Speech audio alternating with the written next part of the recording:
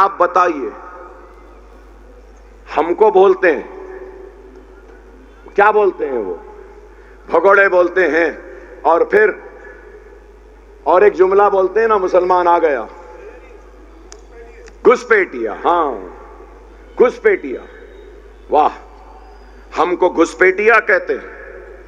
लेकिन मैं पूछना चाहता हूं, नीरव मोदी,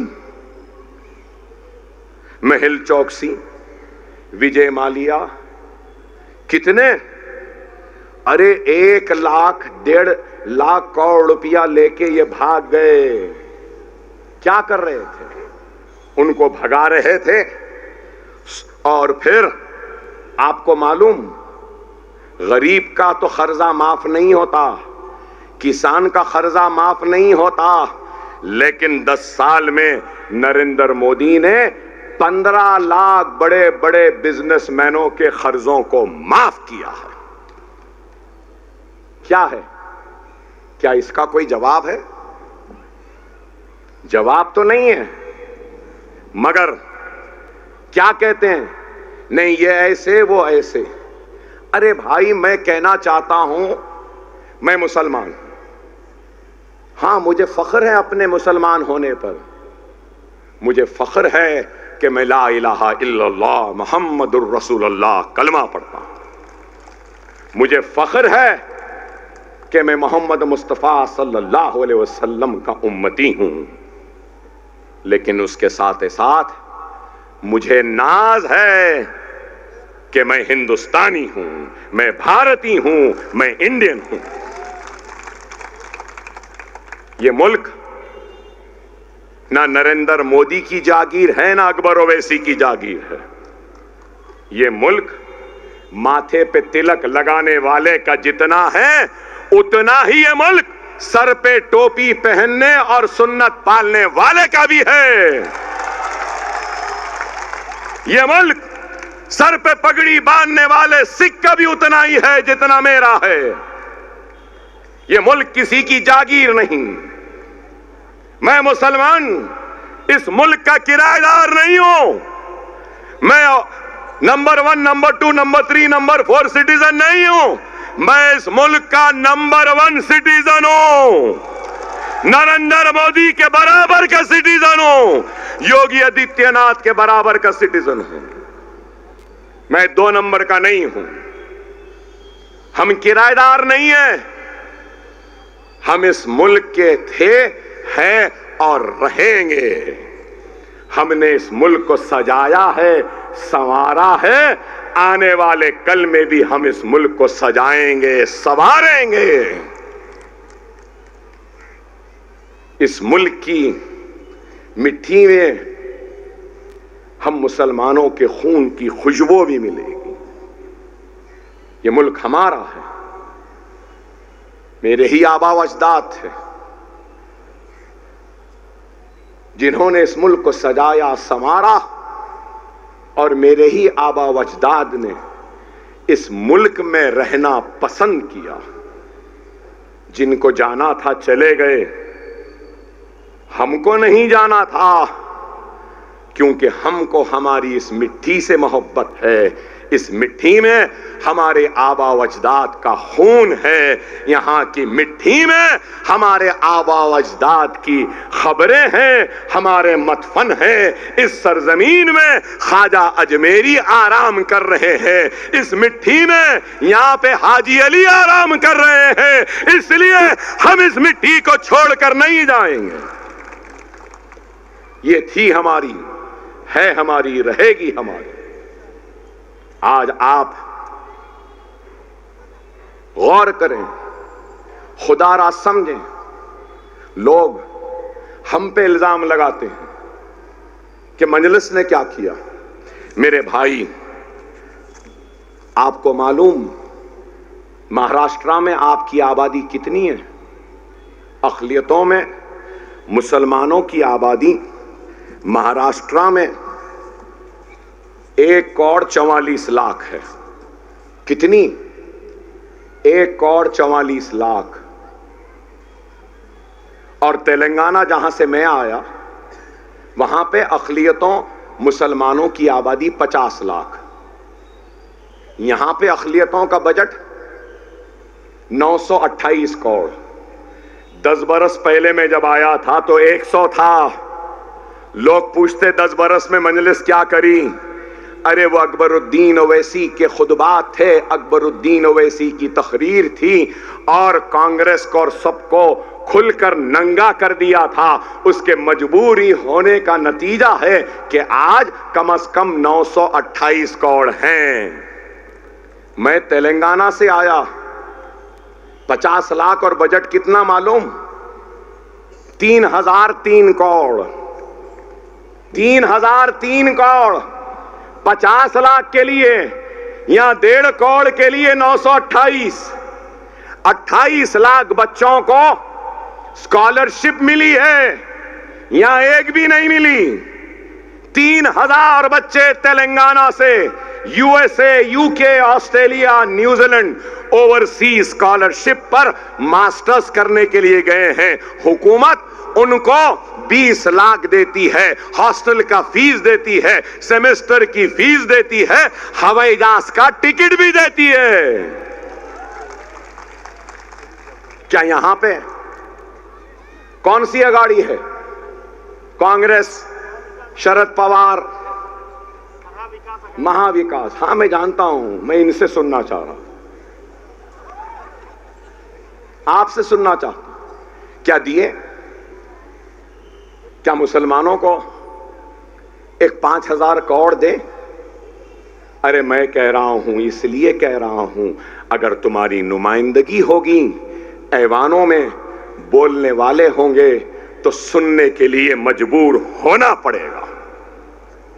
असेंबली आंध्र प्रदेश की असेंबली के रिकॉर्ड्स को उठाकर देख लीजिए, अब तेलंगाना की देख लीजिए। जब अकबर ओवैसी खड़े होता है ना, कोई माए का लाल, मां का जना असेंबली में उठकर हमारी आवाज को दबाने की हिम्मत, वो जुर्रत भी नहीं करता। क्यों मेरे भाई? ये मेरी ताकत नहीं है, मेरे साथ जुड़े हुए मेरे भाइयों की इत्तेहाद की ताकत है, उनकी दुआओं की ताकत है। इसलिए अल्लाह ने मेरी आवाज में वो ताकत दी है। खुदारा समझो, खुदारा समझो। जज्बाती अंदाज की तकरीर तो मैं कर सकता हूं, दुनिया जानती है। अकबरुद्दीन ओवैसी जब बोलने लगता है तो दुनिया हिलने लगती है, लेकिन मैं आज वैसे खिताब से परहेज कर रहा हूं, इसलिए कि लोग कहेंगे कि फिर आके जज्बाती बात करके चला गया। अरे मैं जज्बात में बहाने के लिए नहीं आया हूं, यहां हैं बहुत सारे लोग। अरे आपको सुन के हैरत होगी, हमारे पास शादी मुबारक भी एक स्कीम है। 1,16,000 हर बच्ची जो हमारी शादी होती है उसको गवर्नमेंट देती है। मालूम आपको? हमारे पास 1 लाख का लोन दिया जाता है, 1 lakh, no bank link, direct. यहां है? नहीं है। मैं 6 इलेक्शन जीत चुका हूं। कितने? 6। 25 साल का था, पहला इलेक्शन लड़ा, आज 50 साल के ऊपर हूं। कैसे जीत रहा हूं? अवाम का एतमाद है, अवाम का भरोसा है, अवाम का यकीन है और अवाम के ऊपर होने वाली हर नाइंसाफी पर आवाज उठाते हैं। आज आपको मालूम, हुकूमत से तो ये कराए हम। आपको मालूम, जैसा फैयाज भाई ने कहा कि यहां पे फुटबॉल की एकेडमी है। फैयाज साहब, मेरे पास भी स्पोर्ट्स की एकेडमी है, फुटबॉल की एकेडमी है, क्रिकेट की एकेडमी है, टेनिस की एकेडमी है, बास्केटबॉल की एकेडमी है और मेरे पास स्नूकर और बिलियर्ड भी खिलाने की एकेडमी है।